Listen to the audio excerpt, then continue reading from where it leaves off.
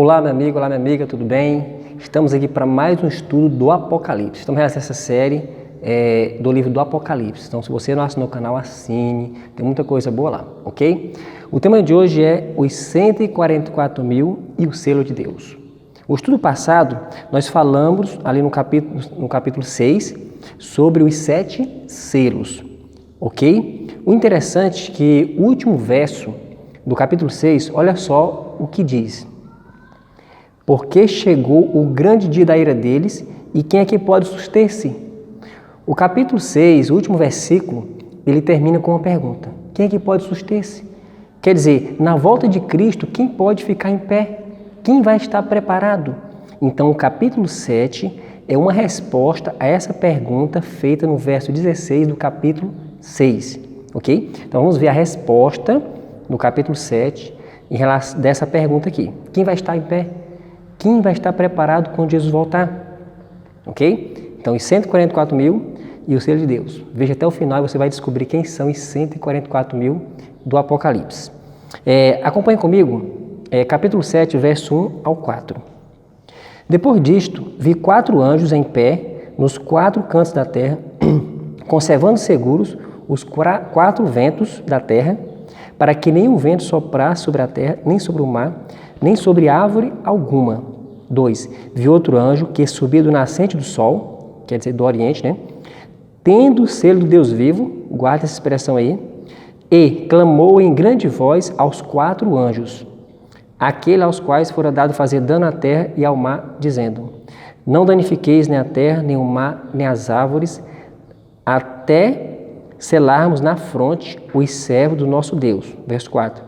Então ouvi o número dos que foram selados, que era 144.000, de todas as tribos dos filhos de Israel. Se você ver aqui no verso 5 ao 8, vai dizer que de cada tribo, era 12 tribos de Israel, cada tribo foi, descreve uma quantidade de 12.000, somando 144.000, ok?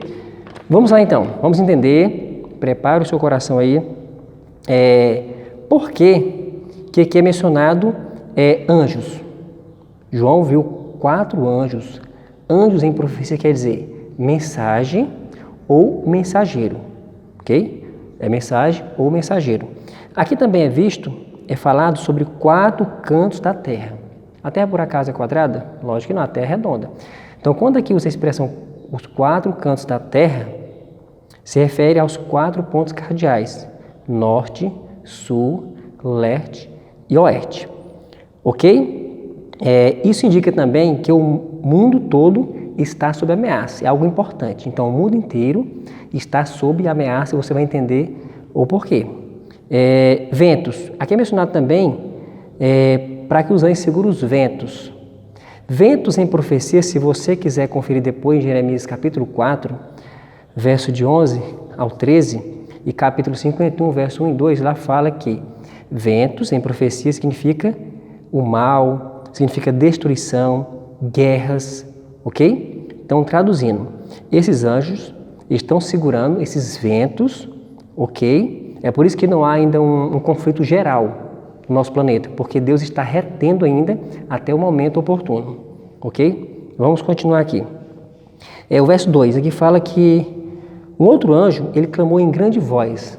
Grande voz quer dizer que a mensagem ela é urgente. Deus tem pressa, ok? O que mais? Aqui falou também no versículo 2 que esse anjo, ele trazia o selo do Deus vivo. Amigo, só entrará no céu quem tiver o selo do Deus vivo. Sabe qual é o selo de Deus? A marca da besta. Veja até o final, você vai descobrir qual é o selo de Deus, ok? Continue vendo esse vídeo. O versículo 3, a gente podemos aprender o seguinte, que é Deus que está segurando um conflito geral. Ele está segurando, está impedindo que haja um conflito, que seja desencadeado um conflito geral neste planeta, ok? É o que significa a simbologia desses anjos segurando essas tempestades, essas guerras aí. Então, neste mundo, não vai existir uma terceira guerra mundial. Fique tranquilo, tá? Não vai ter uma terceira guerra mundial. Foi profetizado somente até a segunda. Okay? O próximo evento vai ser a volta de Jesus, não se preocupe. Deus está no controle. Aqui também fala que esse selo é na fronte, quer dizer, na testa. É símbolo de decisão. Você conscientemente vai tomar decisão ao lado de Deus ou não. Assim no canal que você vai aprender direitinho. A gente vai ver ali um paralelo depois entre o selo de Deus e a marca da besta. Ok? Vai ter um estudo lá no capítulo 13 de Apocalipse que fala da marca da besta. A gente vai explicar direitinho o selo de Deus e a marca da besta. Ok? O versículo 4, aqui João viu 144 mil selados. Quantos? 144 mil. Guarde essa expressão, porque é muito controvertido esse texto aqui. Vamos entender quem são os 144 mil. Continue assistindo até o final. Mas primeiro precisamos descobrir quais são as características de um selo. Ok?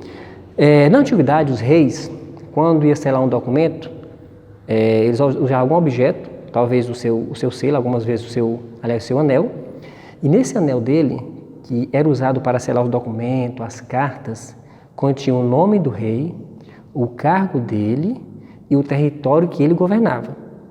Ok? Então, selo, para ser selo, é necessário ter essas 3 características: o nome da pessoa, o cargo e o território que a pessoa governa.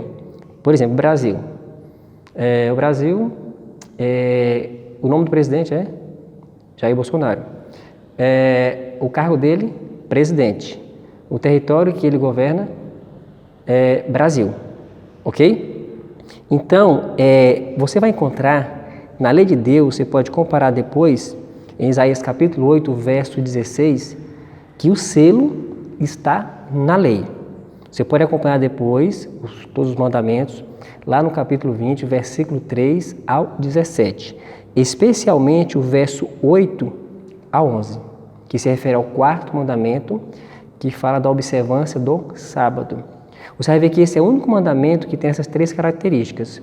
Tem o nome de Deus, tem o cargo de Deus e tem um território que ele governa.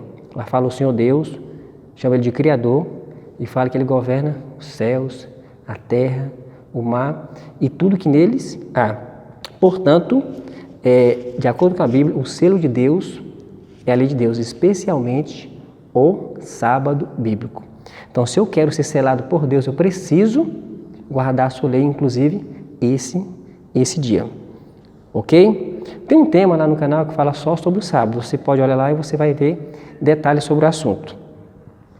Mas só fazendo um apanhado geral, um resumo geral, nós podemos observar que o sábado ele existia antes do pecado. Lá na criação, Deus criou o mundo em 6 dias e no 7º ele descansou, abençoou e santificou. Então o sábado tem sua origem antes da criação, antes de judeus, antes de adventistas, tá? Está lá na criação. O sábado também, se você analisar, ele foi guardado em todo o Antigo Testamento. Aí você pode argumentar, mas está no Antigo Testamento. Eu pergunto, o dízimo está onde? No Antigo ou no Novo? No Antigo. E por que as pessoas cobram? Entendeu? Quer dizer que eu só posso pegar aquele que é mais conveniente para mim e deixar o que não é de lado? A Bíblia toda é inspirada por Deus, Antigo e Novo Testamento. Se você analisar também no Novo Testamento, o sábado foi guardado por Jesus. Lucas 4,16, ele tinha o costume de ir à igreja aos sábados. A sua mãe Maria o guardou, os apóstolos o guardaram e sempre teve um povo nessa terra o observando. Ok? Então, de Gênesis a Apocalipse, essa verdade é nítida. Certo? Então, selo de Deus, marca da besta. Então, acompanhe que você vai descobrir nessa série qual é a marca da besta. Então, o selo de Deus, biblicamente, que leva essas 3 características, é o sábado. A marca da besta, naturalmente, consequentemente, como Satanás vive querendo imitar Deus, é um dia oposto a esse dia, que é observado pelo mundo religioso na sua grande parte, que é o domingo, que em breve se tornará obrigatório através de uma lei dominical. Isso é tema para o capítulo 13 do Apocalipse. Mas vem a pergunta, os 144 mil, é simbólico ou literal? E aí? Somente essa quantidade exata que vai se salvar? Vamos ver algumas curiosidades e no final a gente vai chegar à conclusão se esse 144 mil é simbólico ou literal. Você pode acompanhar depois, com mais calma, o verso 4 a 8, como eu falei, falando das tribos de Israel, ok? Podem fazer uma pergunta. Você é israelita? Porque ali se refere às 12 tribos de Israel. Então, se eu não sou israelita, se você não é israelita, estamos fora dos 144 mil. Isso quer dizer que eu não estaria salvo. Então, se somente esse grupo fosse salvo, eu já estaria fora, porque eu não sou israelita. Então, olha só, você vê que a questão literal já vai caindo por terra aí. Um outro ponto. Paulo disse que nós somos o Israel espiritual de Deus. Não literal, mas um Israel espiritual. Olha só. Um outro ponto. A Bíblia fala que muitos irão aceitar Jesus na hora 1/10, bem no finalzinho, bem perto da volta dele. E aí? Não tem vaga ainda, será? É claro que ainda tem vaga. Porque se for somente as tribos de Israel lá que foram salvas, nós estamos perdidos. Entendeu? E a salvação ainda está aberta, a porta da graça ainda está aberta. Estamos chegando à conclusão que não tem como os 144 mil ser literal. Outra coisa interessante, acompanha comigo no mesmo capítulo 7, o verso 13 e 14. Olha só, aqui falando de algumas características desses 144 mil. Verso 13. Um dos anciãos tomou a palavra dizendo: estes que se vestem de vestiduras brancas, quem são e de onde vieram? Respondi-lhe: meu Senhor, tu sabes. Ele então me disse: são estes que vêm da grande tribulação, lavaram suas vestiduras e as alvejaram no sangue do Cordeiro. Vamos lá. Aqui tem algo interessante aqui para confirmar que os 144 mil não podem ser literal. Ok?